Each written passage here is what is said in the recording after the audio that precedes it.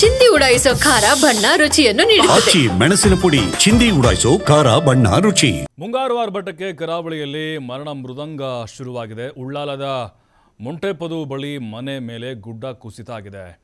ಕಾಂತಪ್ಪ ಪೂಜಾರಿ ಎಂಬುವರ ಮನೆ ಮೇಲೆ ಗುಡ್ಡ ಕುಸಿತ ಆಗಿದೆ. ತಾಯಿ ಮಂಡಲಲ್ಲೇ ಇಬ್ಬರು ಮಕ್ಕಳು ದಾರುಣವಾಗಿ ಸಾವನ್ನಪ್ಪಿದ್ದಾರೆ. ಮಕ್ಕಳನ್ನ ಉಳಿಸಲು ಪ್ರಾಣ ಪಣಕ್ಕಿಟ್ಟು ತಾಯಿ ಹೋರಾಡಿದ್ರು. ಮಕ್ಕಳನ್ನ ತಬ್ಬಿಕೊಂಡು ರಕ್ಷಣೆಗಾಗಿ ಅಶ್ವಿನಿ ಅಂಗಲಾಚಿದ್ರು. ಮಕ್ಕಳ ಮೇಲೆ ಭಾರ ಬೀಳದಂತೆ ತಾಯಿ ತಡೆದಿದ್ರು. ಮಕ್ಕಳಾದ ಆರ್ಯನ್, ಆರುಷ್ ಇಬ್ಬರೂ ಸಾವನ್ನಪ್ಪಿದ್ದಾರೆ.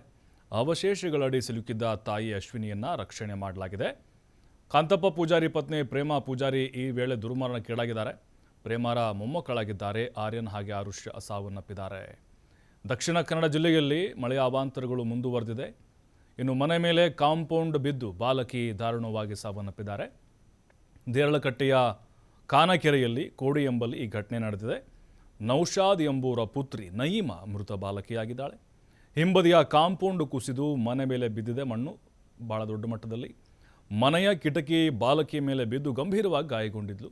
ಆಸ್ಪತ್ರೆಯಲ್ಲಿ ಚಿಕಿತ್ಸೆ ಫಲಿಸದೆ ಬಾಲಕಿ ನಯೀಮಾ ಸಾವನ್ನಪ್ಪಿದ್ದಾಳೆ.